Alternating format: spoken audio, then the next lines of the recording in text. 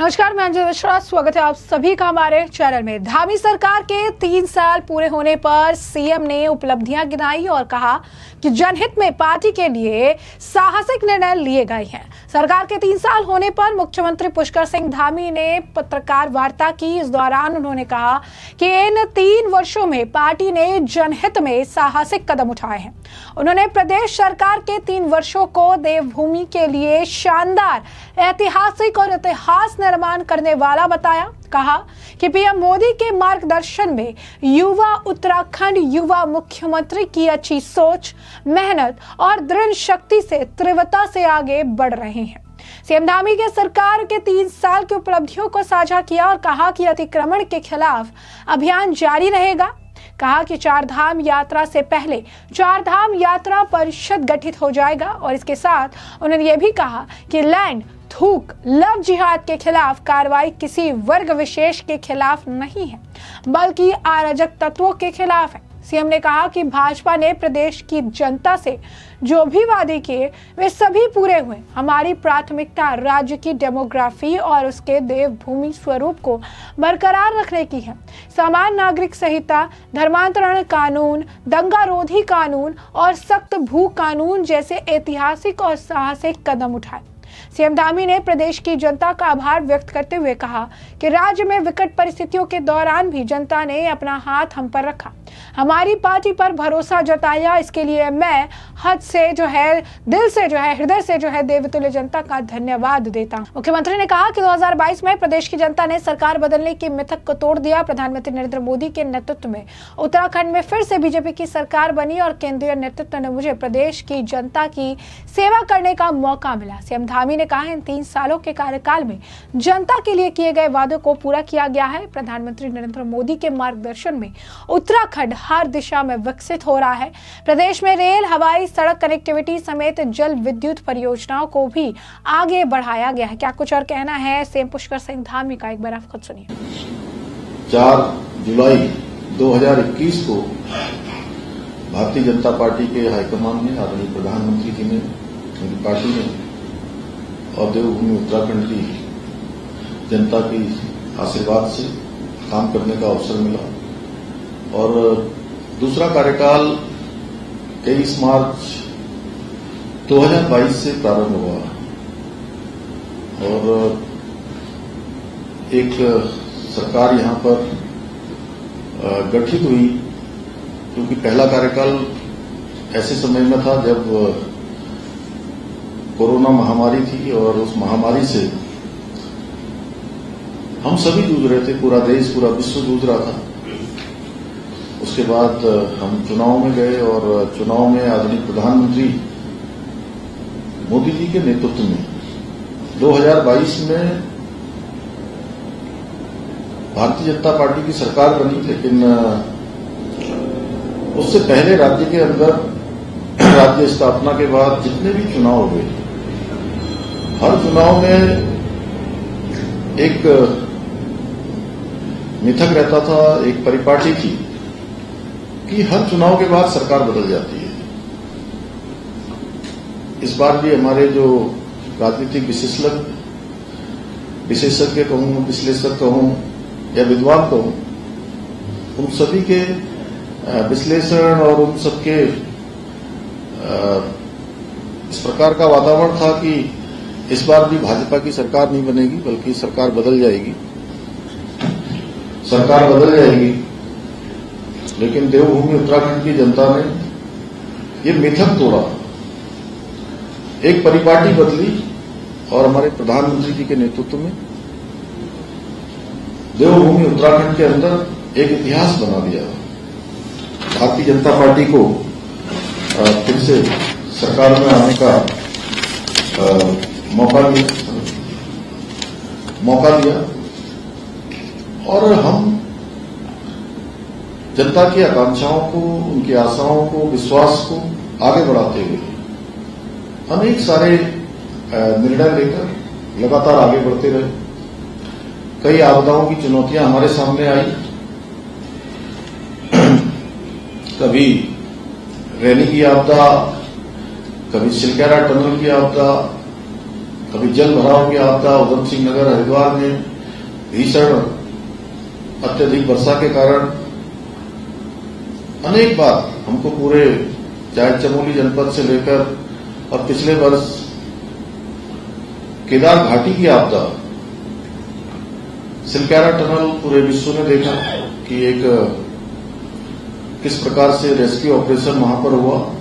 लगातार 17 दिनों तक चले आपदा इस रेस्क्यू ऑपरेशन के बाद 41 श्रमिक भाइयों को हम कुशलता से बचा पाए।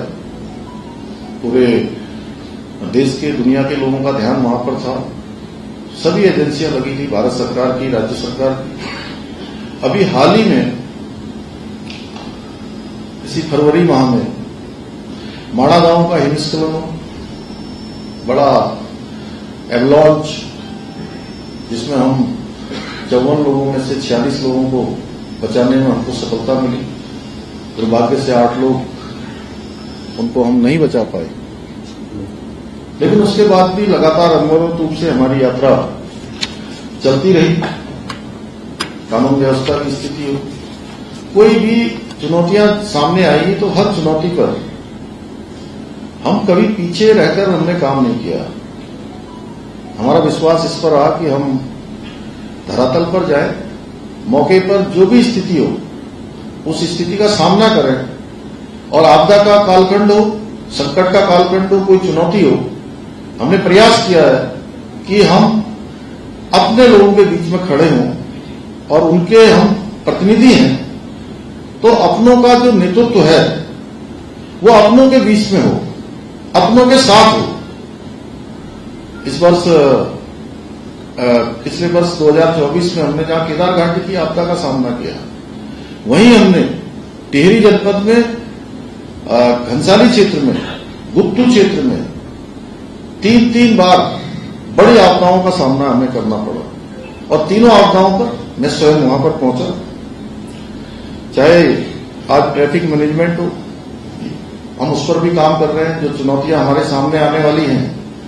और अभी आप सबके बीच में आने से पहले मैं आज 4 विभागों की अलग अलग समीक्षा बैठकों पर, जो गेम चेंजर योजनाएं हैं, उन बैठकों को करने के बाद आपके बीच में आ रहा हूं। तो मैंने सभी विभागों से कहा है कि अपने विभाग की 3 से 5 तक गेम चेंजर योजनाएं वो प्रस्तुत करें। उस पर हमारा काम चल रहा है। हमारा फाइनेंस डिपार्टमेंट आज उसकी बड़ी समीक्षा थी, क्योंकि वर्ष का अंतिम दिन चल रहे हैं इस फाइनेंशियल ईयर के। तो कैसे और हम अच्छा जीएसटी कलेक्शन कर सकते हैं, कैसा हम राज्य के अंदर जो अगले 10 सालों में हमको जिन चुनौतियों का सामना करना है और जो हमारा पोटेंशियल है, जो हमारी क्षमता है, जो हमारे अवसर हैं, उन अवसरों को कैसे राज्य के हित में बदल सकते हैं, राज्यवासियों के लिए बदल सकते हैं। और हमारे प्रधानमंत्री जी का जो विजन है 2047 विकसित भारत का संकल्प, उस विकसित भारत के संकल्प के अनुरूप हम राज्य की कौन सी योजना, कौन से काम ऐसे कर सकते हैं कि हम उसमें अपना योगदान दें, उसके अनुरूप हम काम करें। उस पर हमारी सरकार पूरी तरह से काम कर रही है। देहरादून में हो या हमारे अन्य शहर हो, उन शहरों में जाना कैसे आसान हो। अभी दिल्ली से देहरादून एक्सप्रेस वे के चालू होने के बाद एक बड़ी चुनौती ट्रैफिक मैनेजमेंट की हमारे सामने आने वाली है। आप समझिए कि 2 से ढाई घंटे में जब देहरादून से दिल्ली और दिल्ली से देहरादून पहुंचेंगे, तो निश्चित रूप से ट्रैफिक व्यवस्थित करना एक बड़ी समस्या होगी। उसको लेकर हम पहले ही जो है रिंग रोड के निर्माण पर काम कर रहे हैं। हमारा जो बिंदाल से लेकर इस्मा तक चारों तरफ से बाईपास बनने हैं, जो हमारा ये रिंग रोड एक्सप्रेस वे जो बनकर आ रहा है, उसके साथ उसको कैसे एलिवेटेड करें, कैसे उसको जोड़ें, उसमें हम भारत सरकार से भी काम कर रहे हैं, राज्य सरकार के स्तर पर भी हम काम कर रहे हैं कि जिससे कि आने वाले समय में हमको इन सब का सामना न करना पड़े।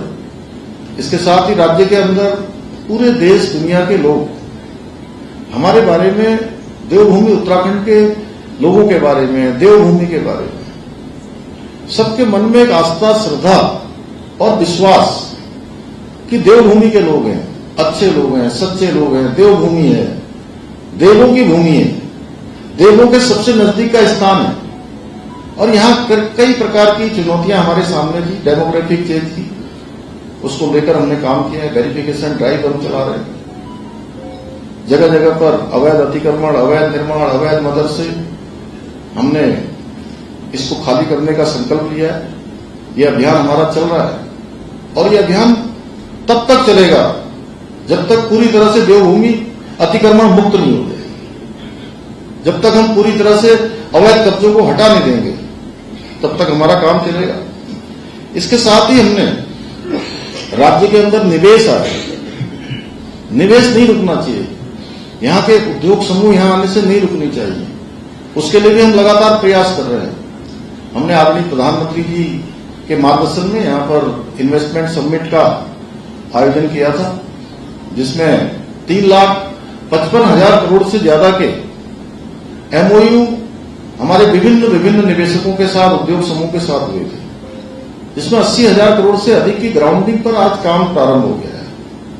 और इतना ही नहीं, जब हम ये इन्वेस्टमेंट समिट की बात कर रहे थे या शुरुआत कर रहे थे, हमने उस समय सारे निवेशकों से, और ये उत्तराखंड के अंदर जो लोग पहले से उद्योग चला रहे हैं, व्यापार समूह के लोग हैं, उन सभी से हमने संवाद किया। और संवाद करने के बाद उनसे जो सुझाव हमको प्राप्त हुए, उन सुझावों के आधार पर हमने 30 से अधिक नीतियां भी बनाई और बहुत सारी नीतियों में परिवर्तन किया, शिथिलीकरण किया, जिससे कि निवेश आए। निवेश आएगा तो बड़ी मात्रा में हमारे यहां रोजगार का सृजन होगा, हमारे नौजवान युवाओं को रोजगार मिलेगा, हमारे उत्तराखंड के लोगों को काम मिलेगा, आर्थिकी हमारी बढ़ेगी, हर प्रकार से सबका उपयोग होगा। जिसमें हमने कई नीतियां भी बनाई, चाहे खेल नीति हो, आबकारी नीति हो, पर्यटन नीति हो, लॉजिस्टिक नीति हो, ऑटोमोबाइल की नीति हो, शिक्षा नीति हो। इसके साथ ही हमने बहुत सारे ऐसे मुद्दे हैं जो पहले के समय में, पहले की सरकारों के समय में ठंडे बस्ते में जिनको डाल दिया था, लेकिन हम उसको टालने पर हमारा विश्वास नहीं था। हमने आदरणीय प्रधानमंत्री जी के नेतृत्व में सीखा, जो रूल, जो नियम, जो कानून जो काम के नहीं है, उनको जिस प्रकार से भारत सरकार ने लगातार हटाया है, उसी प्रकार हमने भी यहां पर निर्णय लिए। और चाहे वो लैंड जिहाद के मामले हो, लव जिहाद के मामले हो या थूक जिहाद हो, इन सब पर हम कार्रवाई करने से कभी पीछे नहीं हटे। लेकिन हमने इसको कभी किसी वर्ग विशेष से जोड़ने का प्रयास भी नहीं किया। हमने कहा कि भाई लोगों ने हमसे, आप ही लोगों में से कई बार लोग हमसे पूछते थे कि आप किन्हीं विशेष लोगों के लिए कर रहे हैं क्या। तब हमारा कहना था कि हमारा राज्य ये बहुत प्रेम पूर्वक आपस में रहने वालों का राज्य है। यहां एक सभी लोग बहुत भाईचारे के साथ रहते हैं, प्रेम पूर्वक रहते हैं, आपस में बहुत सबके संबंध हैं। हम तो अतिक्रमण के खिलाफ कार्रवाई कर रहे हैं, अवैध कब्जों के खिलाफ कार्रवाई कर रहे हैं, जो भी चीज इलीगल है उसको हम कानून के दायरे में ला रहे हैं। और हमारा प्रयास है, मैं आप सबके माध्यम से आप सब बंधुओं को भी बधाई देना चाहता हूं, आप सबका धन्यवाद भी करना चाहता हूं कि आप समय समय पर आपने हमारा हमेशा प्रोत्साहन किया, सहयोग किया, हमको चेताया। व्यक्तिगत रूप से मिलकर भी आप सब लोगों में से भी बहुत सारे मित्रों की शुभकामनाएं मिलती हैं और व्यक्तिगत रूप से फोन पर आपके सुझाव मिलते हैं, आपके मैसेज के माध्यम से मिलते हैं। हमें जो बहुत सारी चीजों पर हमारी नजर भी नहीं जाती, वहां पर आप सबकी नजर जाती है और आप सब हमको बताने का काम करते हैं। मैं आपका धन्यवाद करता हूं, उत्तराखंड की देवतुल्य जनता का धन्यवाद करता हूं कि उन्होंने हमेशा, चाहे कोई आपदा की स्थिति हो, कोई विपदा की स्थिति हो, कोई भी चुनौती हो, हर चुनौती में वो हमारे साथ खड़े हुए हैं। उन्होंने हमेशा हमारी पीठ पर हाथ रखा है, आगे बढ़ने के लिए हमेशा प्रोत्साहित किया है। इन्हीं कारणों से, इन्हीं सब इसी सहयोग के कारण से, आशीर्वाद के कारण से, समर्थन के कारण से, साथ के कारण से हम अनेक निर्णय ले पाए। देश की आजादी के बाद देश के संविधान निर्माताओं की भावना के अनुरूप उत्तराखंड पूरे देश के अंदर देश का पहला ऐसा राज्य बन गया जहां पर 27 जनवरी 2025 से समान नागरिक संहिता का कानून लागू हो गया। भाइयों बहनों, इसके साथ साथ हमने जबरन धर्मांतरण का कानून यहां पर बनाया, जो देवभूमि के मूल स्वरूप को और डेमोक्रेसी को जो खतरा पैदा हो रहा था, निश्चित रूप से उसको सुरक्षित करने का काम करेगा। इतना ही नहीं, लंबे समय से जो प्रदेश के अंदर एक बड़ी समस्या थी, नकल की समस्या, जिसके कारण से गरीब माता पिता के बेटे बेटियों के साथ न्याय नहीं हो रहा था, इंसाफ नहीं हो रहा था, हमने सख्त नकल का कानून लाकर और नकल माफिया पर किसी प्रकार से भी कोई कोताही न बरतते हुए 100 से भी अधिक नकल से जुड़े हुए माफियाओं को या अपराधियों को जेल में भेजने के फिर हमने कोई पीछे हटने का काम नहीं किया, उनकी कमर तोड़ने का काम किया। और इसका परिणाम हुआ कि पिछले 3 वर्षों में हम 20,000 से भी ज्यादा हमारे प्रदेश के भाई बहनों को हम नौकरियां देने में हमें सफलता मिली है। और एक भी मामले में कहीं कोई नकल का मामला नहीं आया, एक प्रकरण में भी कोई मामला न्यायालय में नहीं गया है। आज गरीब माता पिता के बेटे और बेटियों को और उनके माता पिता को ये विश्वास हो गया है कि अगर हम अच्छी तैयारी करेंगे, हम मेहनत करेंगे, तो हमारी प्रतिभा क्षमता के साथ कोई भी जो है भेदभाव नहीं कर पाएगा, कोई पक्षपात नहीं कर पाएगा और हमको चयन का अवसर मिलेगा। पूरे प्रदेश के अंदर मैं जाता हूं, मुझे आप सबसे कहते हुए आज इस बात का संतोष है कि आपके माध्यम से मैं चाहता हूं कि भाई आप सब लोग यहां पर सैकड़ों की संख्या में हैं, लेकिन ये बात कई लाखों लोगों तक आपके माध्यम से जानी है। और मैं जब प्रदेश के विभिन्न स्थानों पर गया तो बहुत सारे माता पिता मिले मुझे। हमारे साथ खजानदास जी भी थे जब हम टिहरी के कार्यक्रम में गए थे, वहां पे जौनपुर में, तो माता पिता मिलने आए। उन्होंने कहा कि हमारा बेटा कई सालों से जो है परीक्षाओं की तैयारी कर रहा था, लेकिन उसका चयन नहीं हो रहा था। हम आपकी सरकार को धन्यवाद देते हैं कि अब इसका चयन एक नहीं 2-3 जगह पर हो गया है और ऐसे अन्य स्थानों पर भी आप लोगों को मिले होंगे। हाँ जी, आपको भी मिले होंगे कई लोग, जगह जगह पर लोगों के बीच में जो है, जो एक परीक्षा में चयन नहीं हो रहा था, 4-4 परीक्षाओं में एक साथ चयन का अवसर लोगों को मिल रहा है। एक विश्वास जगह है और ये प्रक्रिया हमारी रुकने वाली नहीं है, आगे बढ़ेगी, हमने कहा है। और पहले दिन से मैंने विभिन्न स्थानों पर गया तो बहुत सारे माता पिता मिले मुझे। हमारे साथ खजानदास जी भी थे जब हम टिहरी के कार्यक्रम में गए थे, वहां पे जौनपुर में, तो माता पिता मिलने आए। उन्होंने कहा कि हमारा बेटा कई सालों से जो है परीक्षाओं की तैयारी कर रहा था, लेकिन उसका चयन नहीं हो रहा था।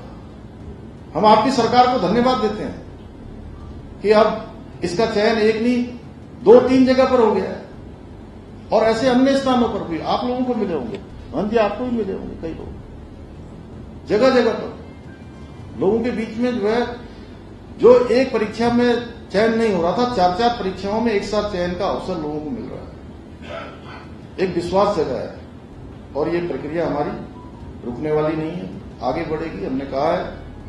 और पहले दिन से मैंने 4 जुलाई 2021 को जब पहले कार्यकाल में मैंने इस दायित्व पर काम करना प्रारंभ किया था, उसी दिन संकल्प लिया था कि जितनी भी हमारे यहां पर पद रिक्त हैं पूरे प्रदेश के अंदर, हम उन सभी पदों को भरेंगे।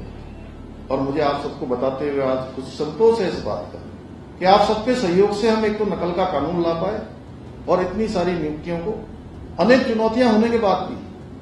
आपको पता है कि जब हम नकल माफिया पर कार्रवाई कर रहे थे तो उस समय किस प्रकार से जो है चुनौतियों का हमें सामना करना पड़ा, किस प्रकार से अनेक हमारे बीच के भाई बहनों को गुमराह करने का प्रयास किया गया। लेकिन मैं उन नौजवानों को भी, उनका भी मैं धन्यवाद करता हूं कि सबकी समझ में बहुत जल्दी आ गया था और वो हमारे साथ खड़े हो गए। नकल का कानून लाते ही पूरे प्रदेश के अंदर एक नई लहर पैदा हुई। प्रदेश के हर नौजवान ने हमारा समर्थन किया। उसी का परिणाम हुआ कि ये नकल का एक कानून हमारा, ये राज्य के अंदर ही नहीं पूरे देश के लिए एक उदाहरण बन गया। इसके साथ साथ हमने दंगा रोकने के लिए कानून बनाया। हमने ये कानून बनाया और इसके पीछे हमारा हेतु था कि आप प्रदेश के अंदर, हमारे शांत प्रदेश में कोई दंगा न करे, कोई यहां पर आगजनी न करे, कोई तोड़फोड़ न करे, कोई सरकारी संपत्ति, निजी संपत्ति को नुकसान न पहुंचाए। एक घटना हुई थी हल्द्वानी के बनगुलपुरा क्षेत्र में। उसके बाद हमको लगा कि प्रदेश के अंदर सख्त कानून होना चाहिए और हम दंगा रोधी कानून लेकर आए। भू कानून लंबे समय से इस प्रदेश की मांग थी और भू सुधार की दिशा में हमने प्रयास प्रारंभ कर दिया। अभी गत विधानसभा सत्र में एक भू कानून की भी हमने शुरुआत कर दी है और वो भू कानून भी हम सबकी सुझावों के आधार पर, सबकी संभावनाओं के आधार पर लंबे समय से उत्तराखंड के जनमानस की जो मांग थी उस मांग के अनुरूप लाए हैं और हमने शुरुआत करी है। आगे इसमें और हमको आगे बढ़ना है। समय के साथ साथ जैसे जैसे राज्य की आवश्यकताएं होंगी, राज्य की चुनौतियां होंगी, उसके अनुरूप हम आगे बढ़ेंगे। हमारे लिए हमारी महिलाएं हमेशा से शीर्ष प्राथमिकता में रही हैं, क्योंकि हमने प्रदेश के अंदर देखा है और मैं स्वयं एक ऐसे परिवार में पैदा हुआ हूं जहां मैंने अपनी मां को भी बहुत कठिनाई में काम करते हुए देखा है। कैसे बच्चों का लालन पालन होता है, कैसे घर में गाय भैंस को देखना होता है, कैसे खाना बनाना होता है, कैसे घर चलाना होता है, क्योंकि हमारे राज्य के अंदर ये कमोवेश हर परिवार की स्थिति ऐसी है। इसलिए हमने महिलाओं के लिए 30% का आरक्षण सरकारी नौकरियों में यहां पर सुनिश्चित किया, विधेयक लाकर। आंदोलनकारी हमारे राज्य की बहुत बड़ी, राज्य को बनाने में उनका बहुत बड़ा योगदान था, तो हम 10% का उनके लिए भी आरक्षण लेके आए। कोऑपरेटिव में हमने जो है महिलाओं के लिए आरक्षण लाए। इसके साथ ही आज हम 1 लाख से अधिक बहनों को हम लखपति दीदी हम बनाने में हमको सफलता प्राप्त हुई है और हमने 2025 में ही हमने 1.5 लाख लखपति दीदी बनाने का संकल्प लिया है। हाउस ऑफ हिमालय ब्रांड हमने जो आदरणीय प्रधानमंत्री जी के हाथों से शुरुआत की है, उस हाउस ऑफ हिमालय ब्रांड, उसमें महिलाओं के द्वारा जो उत्पाद बनाए जा रहे हैं, उन उत्पादों की मांग आज पूरे देश दुनिया के अंदर हो रही है और इतने शानदार उत्पाद हैं। मुझे आप सबके सामने कहते हुए खुशी होती है कि जब उनकी डिमांड हो रही है और साधारण स्थितियों में रहने वाली हमारी माताएं, हमारी बहनें जब इन उत्पादों को बना रही हैं, उनकी पैकेजिंग इतनी शानदार है, उसकी क्वालिटी इतनी उच्च स्तर की है कि बहुत बार वो मल्टीनेशनल कंपनियों को भी पीछे छोड़ रही हैं। उसी का कारण है कि हाउस ऑफ हिमालय ब्रांड आज हमारा देश दुनिया में प्रसिद्धि को प्राप्त हो रहा है, उसकी डिमांड बढ़ रही है। एक जनपद 2 उत्पाद योजना हमने प्रारंभ की है। हमारी महिलाओं को और विपणन के अवसर मिले, उसके लिए हमने सशक्त उत्सव बहना योजना, रक्षाबंधन के समय में हमने 2023 में योजना प्रारंभ कर दी और हर ब्लॉकों में आज हमारी बहनों को विपणन के अवसर मिल रहे हैं। और मैं आप सबके सामने आज ये कहना चाहता हूं, जब मेरे भारतीय जनता पार्टी की सरकार के और मेरे इस दायित्व में आने के बाद दूसरे कार्यकाल का 3 वर्ष का कालखंड पूरा हो रहा है, तो हमारा राज्य, जो हमारे आदरणीय प्रधानमंत्री जी ने जो बाबा केदार के धाम में उनके मुख से जो शब्द निकले कि ये दशक उत्तराखंड का दशक होगा, सच में उस दशक को बनाने में उत्तराखंड हर दृष्टि से सबसे आगे हो, हर क्षेत्र में आगे हो, देश के अग्रणी राज्यों में हो, उसको बनाने का काम, उसमें सबसे बड़ी भूमिका किसी की रहने वाली है तो मेरे प्रदेश की मातृशक्ति की, माताओं बहनों की रहने वाली है। उनके माध्यम से ही जो है हम तमाम सारे सिद्धि को हम प्राप्त करने वाले हैं। इसके साथ ही चाहे आज वो हमारे 4 धाम हो, उनका हर प्रकार से नवनिर्माण पुनर्निर्माण हो, केदार धाम का नवनिर्माण पुनर्निर्माण, भव्य केदार दिव्य केदार बनाना हो, या भगवान बद्री विशाल का मास्टर प्लान पर तेजी से काम होना हो, या अभी आदरणीय प्रधानमंत्री जी ने, भारत सरकार ने मुखवा हासिल आने से पहले ठीक 1 दिन पहले लगभग 7,000 करोड़ से भी ज्यादा की योजना गौरीकुंड से केदारनाथ और गोविंद घाट से हेमकुंड साहब जाने वाले दोनों रोगियों को स्वीकृति प्रदान की है। इसके कारण से आने वाले समय में यात्रियों को बहुत सुविधा होने वाली है। जो अस्वस्थ हैं, शारीरिक रूप से कमजोर हैं, वृद्ध हैं, उनकी यात्रा भी जो कई घंटों की यात्रा, दिनों की यात्रा कुछ ही मिनटों में और कुछ ही घंटों में पूरी हो जाएगी। आज यहाँ केदारखंड में हम अनेक सारे नए डेवलपमेंट कर रहे हैं, नए विकास के काम कर रहे हैं। वहीं मानसखंड मंदिर माला मिशन के माध्यम से आज अनेक मंदिरों पे नवनिर्माण और पुनर्निर्माण का काम कर रहे हैं। पूरा सर्किट बनाने पर काम चल रहा है। आदि कैलाश की यात्रा प्रारंभ हो गई है और पिछले वर्ष 50,000 से ज्यादा यात्री वहां आए हैं इतने दुर्गम क्षेत्र में, और एक नया कार्य प्रारंभ हुआ है। इसके साथ ही हरिद्वार ऋषिकेश कॉरिडोर पर हमारा काम चल रहा है। 2027 में हरिद्वार में हमारा कुंभ भी प्रस्तावित है।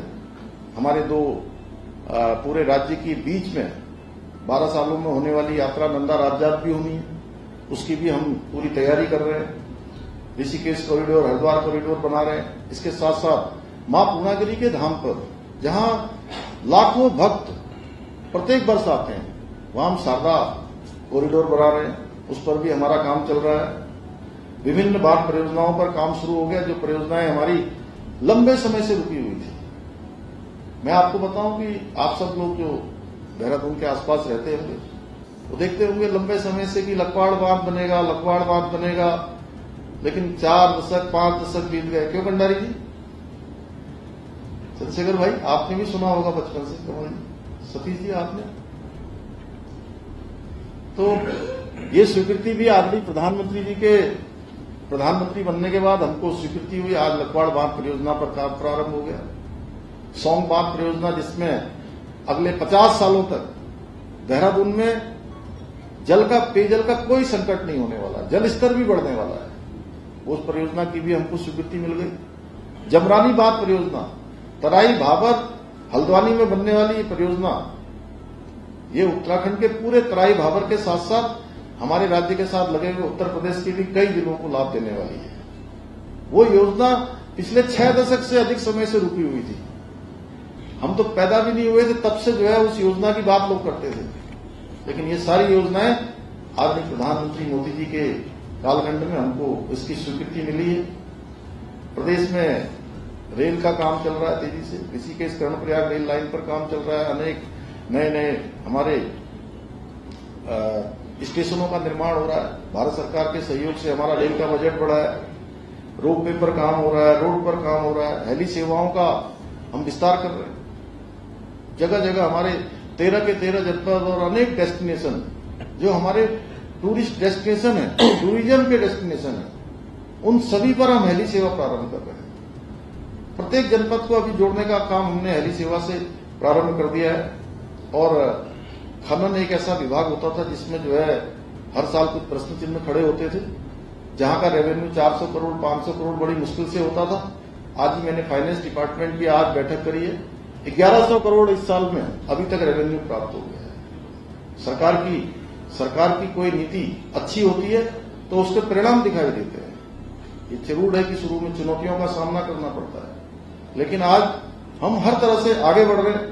इसके साथ साथ एडवेंचर टूरिज्म और ट्रैकिंग दोनों पर हमारा काम चल रहा है। रिवर राफ्टिंग पर काम चल रहा है। साहसिक पर्यटन पर हमारा पूरा ध्यान है। हमारे राज्य के अंदर जितनी बैठकें भारत सरकार ने हमको इसका अवसर दिया, मैं आदरणीय प्रधानमंत्री जी का धन्यवाद करता हूं कि हमको G20 की बैठक का आयोजन करने का अवसर मिला और 3 बैठकें हमने यहां पर बहुत सफलतापूर्वक आयोजित की। और जो हमारे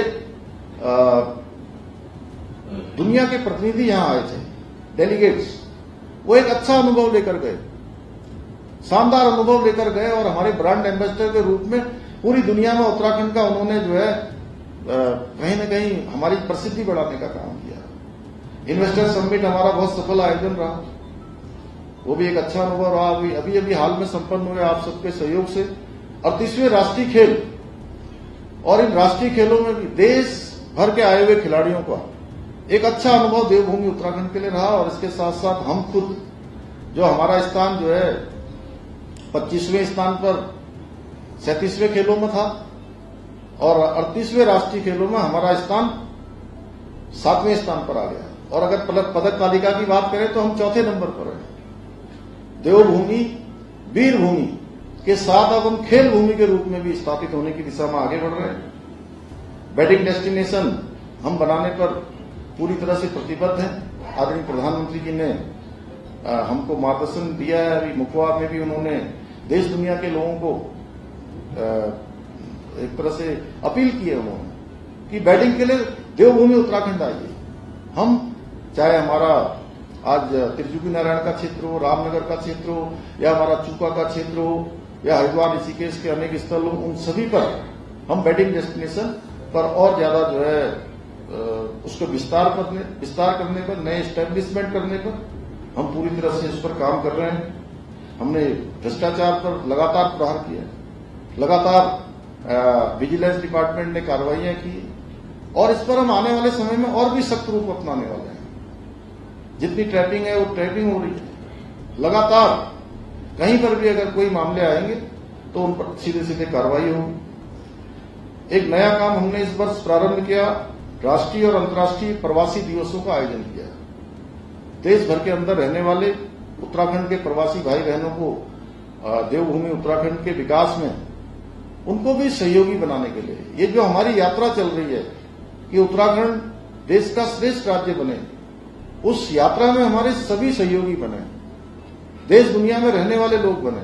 उसके लिए हमने 2 प्रकार के आयोजन किए। जनवरी माह में जहां अंतर्राष्ट्रीय स्तर का प्रवासी सम्मेलन किया और उससे पहले हमने नवंबर माह में देश भर के जो प्रवासी हैं उनका सम्मेलन किया। उनके भी बहुत अच्छे अनुभव रहे। एक अच्छा अनुभव और सभी ने अपनी जड़ों से जुड़ने पर उनको मैंने मन में उनके संतोष का भाव देखा, क्योंकि जो आज देश दुनिया में उत्तराखंड के लोग रहते हैं उन्होंने अपना एक स्थान बनाया है अपनी मेहनत से, लगन से, ईमानदारी से, और अब वो उत्तराखंड के विकास में अपना योगदान देना चाहते हैं। अपने अपने एक एक गांव को गोद लेकर, अपने पैतृक स्थानों को गोद लेकर उन स्थानों का विकास करना चाहते हैं। और इस वर्ष हमने एक काम और शुरू किया, शीतकालीन यात्रा का प्रारंभ किया।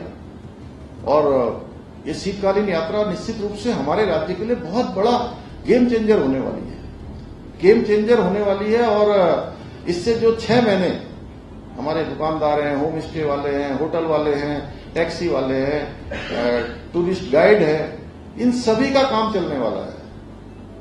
6 महीने की जगह 12 महीने इस वर्ष तो हमने इसका प्रारंभ किया।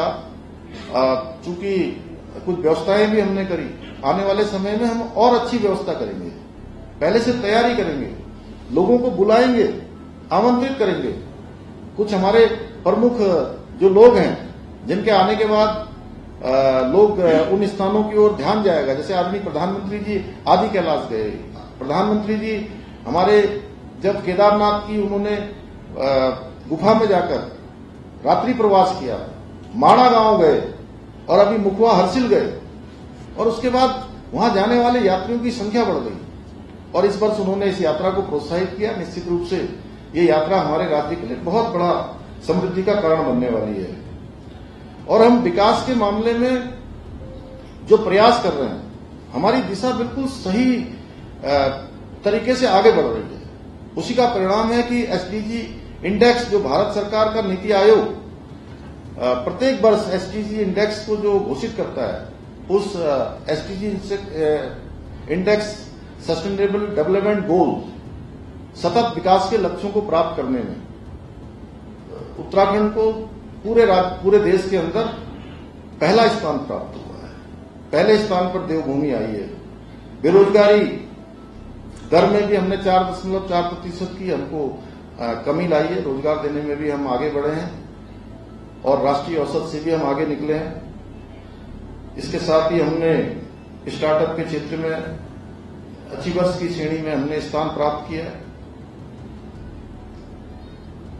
प्रति व्यक्ति आय भी हमारी बढ़ी है। अभी मैं देख रहा था कि कल ही उसका एक आंकड़ा भारत सरकार ने निकाला है, जिसमें हमको पूरे देश में 13वां स्थान मिला है। हम तेजी से उसमें भी आगे बढ़ रहे हैं और इस बार का बजट हमारे लिए एक शानदार इस मायने में कहूंगा उपलब्धि भरा, इसलिए कि हम 25वें वर्ष में इस साल प्रवेश कर गए हैं। ये हमारे राज्य का रजत जयंती वर्ष है, राज्य स्थापना का रजतोत्सव इस वर्ष को हम मनाने वाले हैं। ये उपलब्धियों वर्ष होने वाला है और आम बजट में हमने 1 लाख करोड़ से हम आगे चले गए हैं। ये हमारी एक मैं कहूंगा कि राज्य के लिए एक उपलब्धि है। और आदरणीय प्रधानमंत्री जी ने एक बार संसद में एक बार कहा था कि माना अंधेरा घना है, फिर भी दिया जलाना कहां मना है। तो ये लगातार हमारा प्रयास जारी रहेगा। मैं ये कहूंगा कि अभी हमारे समक्ष राज्य के अंदर बहुत चुनौतियां हैं, मंजिल अभी दूर है, लेकिन राह हमारी ठीक है।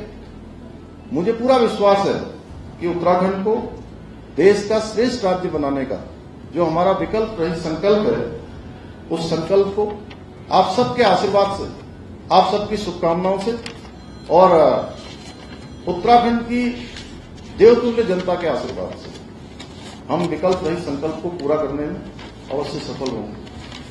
आप सबका बहुत बहुत धन्यवाद।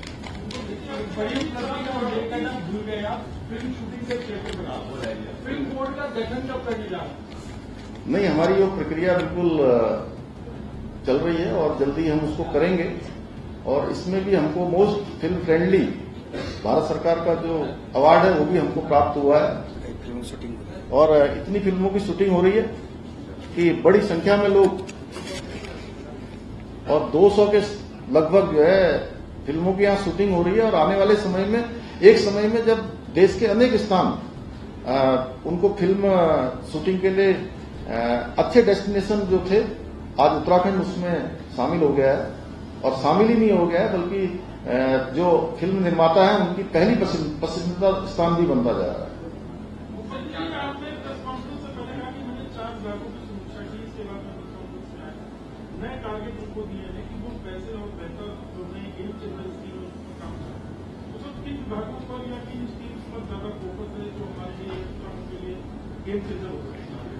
देखिए, आज प्रातःकाल मैंने सबसे पहले आज हमारा जो फाइनेंस डिपार्टमेंट है, वित्त विभाग, उसकी समीक्षा बैठक करी थी। और उसमें क्योंकि आने वाले समय में हमको बहुत सारी चुनौतियों का भी सामना करना पड़ना है, इस नाते उसके लिए हमको कैसे तैयार होना है, कैसे राज्य का जो फाइनेंस का मैनेजमेंट है वो व्यवस्थित रहे,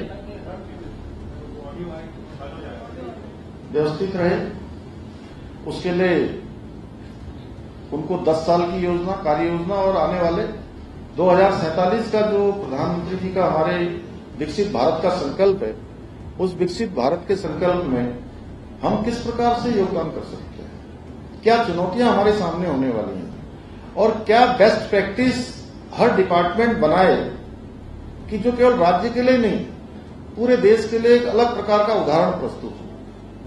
जैसे बहुत सारी चीजों में आज हम अच्छे में आ गए, जैसे हम एसटीजी गोल्स में हमारा पहला नंबर आ गया, बेरोजगारी में हम अच्छा काम कर रहे हैं, नकल के मामले में हमने अच्छा काम किया है, इतने लोगों को रोजगार दिया है, उस कानून को हमने समान नागरिक संहिता यूसीसी लागू किया है।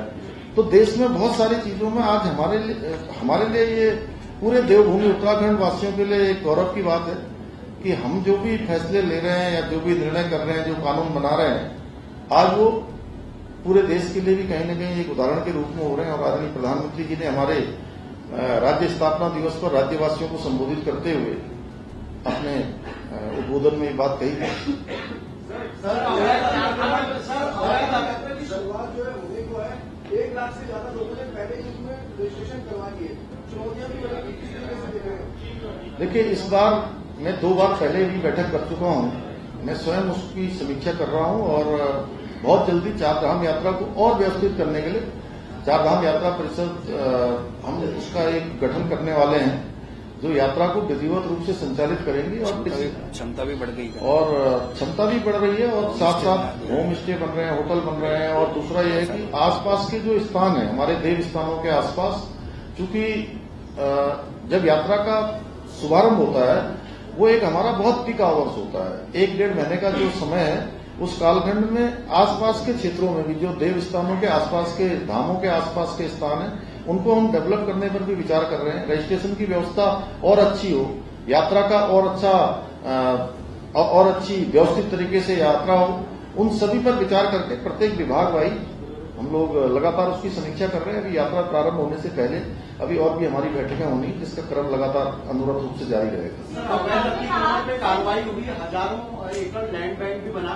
अब जैसे अवैध मदरसों पे कार्रवाई चल रही है, सिर्फ सीलिंग तक रहेगी या हम इंफ्रास्ट्रक्चर को भी अगर कहीं इलीगल है तो उसको भी हटाएंगे, ये सब भी होगा इसमें? देखिए, मैंने कहा कि अवैध अतिक्रमण,